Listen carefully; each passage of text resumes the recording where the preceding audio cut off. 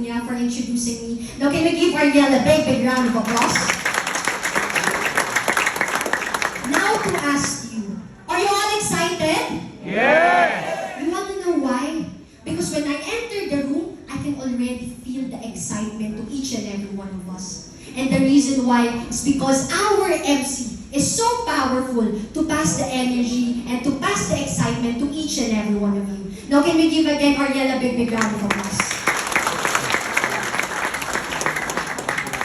And again, my name is Annie Laon, and I'm from the Business Development Department of Reway International. And of course, I really wanted to say thank you to each and every one. Because I know some of you have been very busy right now. I know you still have a lot of things that you need to do, some errands that you need to attend. But you still manage to squeeze in your time so you can be here with us today. And with that, can you please give yourselves a big, big round of applause? Now to ask you, do you know why you're here? Do you know why you have been invited tonight? Well, we are gathered here today so you can be reminded on how to give importance to your health. So do you think health is important? Yes! Definitely important. That's the reason why we really need to make our health our very top priority. Do you all agree? Yes! So since you all agreed to me that we should make our health our very top priority, I actually saw a while ago when Ariel is asking you if when was the last time that you went to your doctor for a medical checkup. And I felt so sad because I could only see few people that actually raised their hands. Am I right? But in regards with this, I actually want to ask if, because every time we go to our doctors would usually tell us to drink our vitamins, drink a lot of water, and even exercise for about 30 minutes to 1 hour. Am I right? But ever since when we were still a kid, we already know how to give importance to our health. And about this one, I would always remember my mom. Well, my mom would always tell me like, Anne, finish your food. Anne, drink your vitamins. Anne, before you go out and play, put towel on your back. And I guess most of us here experienced that as well, especially when we were younger, right? Because our parents is really protective when it comes to our health. That's the reason that time I realized something. I realized that when we grow older, who would remind us about our health anymore? That's the reason why you are so lucky. Why? Because you have friends who actually invited you for tonight's event so you can be reminded on how to give importance to your health. And with that, can you please give those people who actually invited you a big, big round of applause?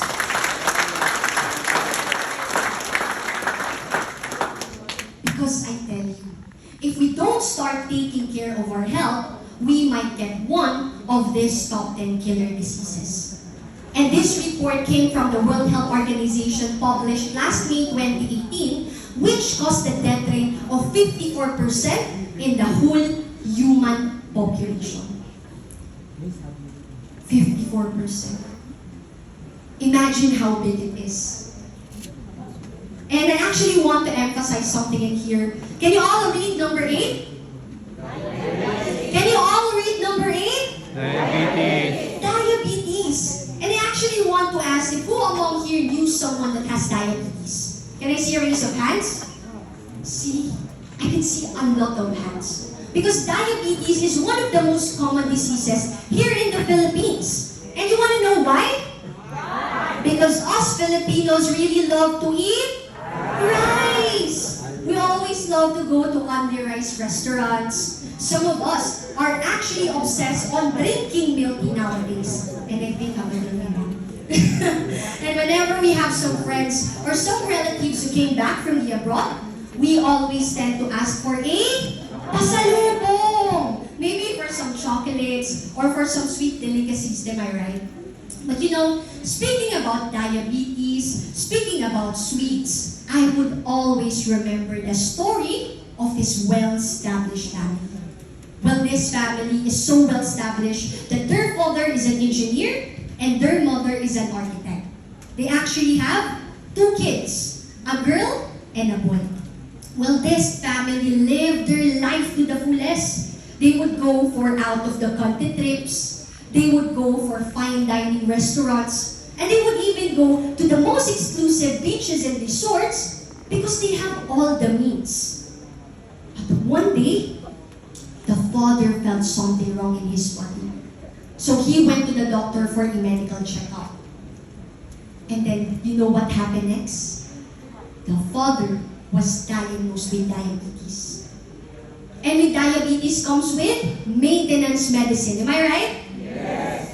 And from the word itself, maintenance medicine, it is only to maintain the sugar level on his body. So years and years pass by, this father lives that there's no any diagnosis of diabetes at all. And you know what happened next? The father's leg got amputated. Now years and years pass by. Still, this father continued living his unhealthy lifestyle until it came to the point that he became bedridden. Now to ask you, what if you're the wife, seeing your husband bedridden, hopeless? How do you feel? Or let's say you're one of his children. Let's say you're the daughter or you're the son. Seeing your father, the breadwinner of the family, hopeless and with nothing else to do anymore. And seeing the picture of this well-established family, do you think they would still live a happy life? Do you think they would still live a happy life? No longer, right? And I'm just only referring to one of these top 10 killer diseases. And when I say top 10, there are still other diseases which may not included in here. That's the reason why we really need to be mindful. We really need to be careful, especially about the factors that may lead us to these killers. And what are those? First, we have the aging population. Every day we age, and every day we are a day older. And what do you think is the average lifespan of the people living 80 years ago? Maybe they could live up to 70 years, 90 years, or some are even lucky because they could reach up to 100 years. Am I right? And who do you think will live longer? Those people living 80 years ago or us living in the present time? 80 years ago, right? And why do you think so? Because right now, we are living on a very busy lifestyle. Right now, we are living on a very fast-paced world that if you're not fast enough, we might left behind. That's the reason why we always love to go to fast food chain. We always like to eat some instant foods. And that will lead us to another factor. Because that's wrong diet. And not just that, because we still have this inevitable, the unavoidable stress. Now let me explain stress by giving you a scenario. Now let's say for example, you try to wake up in the morning and you try to look at the right side of your bed. And then you saw your husband. Stress. And since it's morning, you felt very hungry, so you went downstairs. And while you're on your way to your fridge, you saw all the magnetized unpaid bills. Stress again. And upon opening the fridge, you saw nothing. There's no any single food on it. Stress again. So you just decided to went straight to your office, and while you're on your way, you got stuck on the traffic. Stress again. And upon arriving to your office, you arrived late. And then your boss scolded you. Stress again. You know what? By just telling you the story, I already got stress. What more? If we personally experience that in real life, am I right? But you know, after all about this top 10 killer diseases, because we still have pollution. You know, right now we are living on land. We breathe air and we need water for us to live. Am I right? And that's pollution. But you know, after all about these top 10 killer diseases, after all about these factors, there is always a brighter side. And that is the recent medical science breakthrough, and that's the discovery of stem cell. And stem cell is the most basic form of all living things. Stem cells happen when a man's sperms and a woman's ovules unite, and it will become a mother stem cell. And this mother stem cell has the ability to duplicate itself from 1 to 2, 2 to 4, 4 to 8, and so on and so forth until it will be designated to different parts of our body, becoming our lung stem cell, our heart stem cell, our intestinal stem cell, and up to different kinds of stem cells in our body. And after 9 months, it will become a baby. So basically speaking, we're all made up of cells, am I right? Now let me explain this by giving you a scenario. Let's say for example, I have a broken wooden chair here. So what part should I replace that broken wooden chair? Should I replace that with plastic or maybe with metals? Well, neither of the two. Because I would only replace that with the same element, which is wood. And that goes the same thing with our body. If our cells get damaged, we also need to replace that with cells. And not just that, because stem cells has the unlimited possibilities of treatment boundaries, and it actually has a miraculous abilities. And it's not coming from me, and it's not also coming from our company, Riway International. But it actually came from the multiple publications such as newspaper, journals, magazines featuring the benefit that we could get from the stem cells. Now let me ask you, who among here knew about Time Magazine? Are you familiar with Time Magazine? Can I see a raise of hands? Time Magazine? I can see a lot of hands because we all know that Time Magazine is one of the most reputable magazines all over the world. Now let's say for example, what if you're the owner of Time Magazine? Would you publish something that is not true? Would you publish something that could ruin your reputation? Definitely not. Because we would only publish something that took up years of research. So maybe right now you're sitting there and thinking, stem cells. So what are the methods of receiving stem cells today? So first, we have the placenta injection in Switzerland. But with this method, you need to fly from the Philippines going to the Switzerland. And upon arriving Switzerland, of course, you still need to think about your hotel accommodation, about your food, and even your transportation going to the hospital. Am I right? And now let me ask you, do you think that's cheap? No. Definitely not. That's very, very expensive. So maybe right now you still don't have enough money. Maybe right now you still don't have enough time to go abroad. Well, I've got a cheaper option for you. And that is the placenta injection in a small-scale beauty salon. But before I go through this, I just wanted to ask you 3 questions. First is, how sure are you that the people who will be injecting you are professional or even have a license? Second is, how sure are you that the cells that will be injecting to you are live stem cells? And last but not the least, how sure are you that this is 100% safe? Well, I might leave the conclusion to you right now because we still have a lot of options. And next, we have the stem cell transplant. Now, let me explain this by giving you an example. Let's say I am driving a car.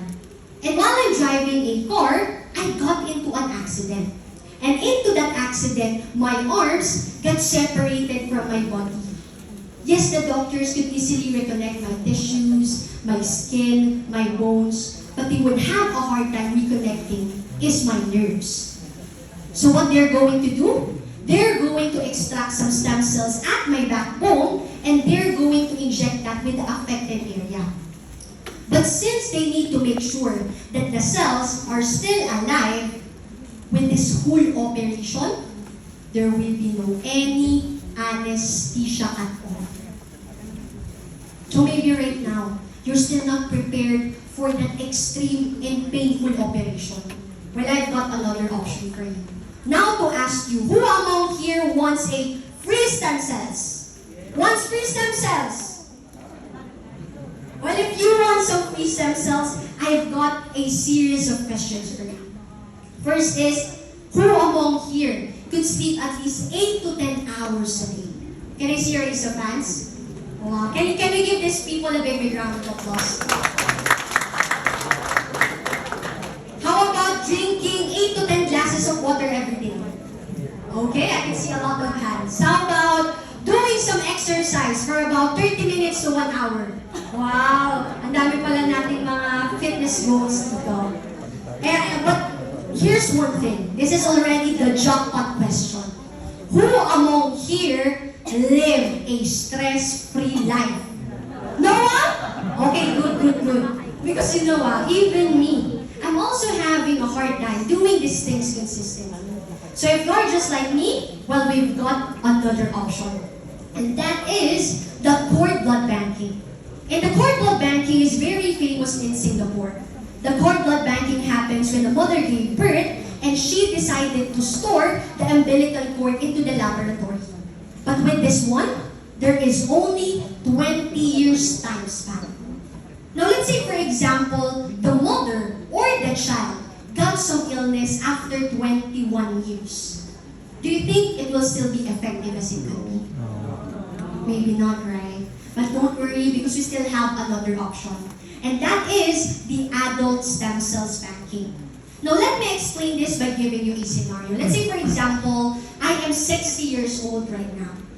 But due to the factors that deteriorates my health, my doctor told me that my stem cells age is actually 20 years older than me. So if I'm 60 years old right now, how old would be my stem cells? 80 years old. So do you think an 80-year-old stem cell would still be effective as it could be? Maybe not, right? So maybe right now you're thinking, is there any convenient, effective, and an affordable way? Actually, there is. And that is through the oral capsule modern technology. And with this oral capsule method, it actually consists of 5 modern technologies. First one is the freeze-drying technology. And this is to preserve the live stem cell into a special freezer so it could last up to 3 to 4 years. And next, we have the nitrogen film technology. And this is to prevent oxidation inside the capsule. Because with oxygen also comes with bacteria. Now let me explain oxidation by giving you an example. Let's say I have an apple in here. And I cut that apple into half. I place the other half of the apple on that table. So what do you think will happen to the apple after how many hours? It will turn brown. And next, we have the enteric-coated technology. And this is to protect the capsule from the acid inside our stomach. Because the nutrients absorption inside our stomach is only 20%. But once it reaches our small intestine, it will actually boost up to 80%. And next, we have the emulsification technology. And this is to break down the larger molecules so it could reach even the tiniest veins in our body. And last but not the least, we have the bio soft gel technology. And this is to improve the capsule for more better and faster nutrients absorption. And together, with all of these 5 modern technologies, I am proudly presenting to you Portir Placenta. Can we give Portir a big round of applause? And this is specially sourced from the pollution-free country, New Zealand. So whenever you heard this country, New Zealand, what comes first to your mind? Maybe you're thinking about green pasture, tall grasses, cows, pollution-free country, am I right? And not just that, because you know, New Zealand has a very, very strict government, especially about the products that has been going in and out now you're thinking, where does this placenta came from? Well, it actually came from a doe.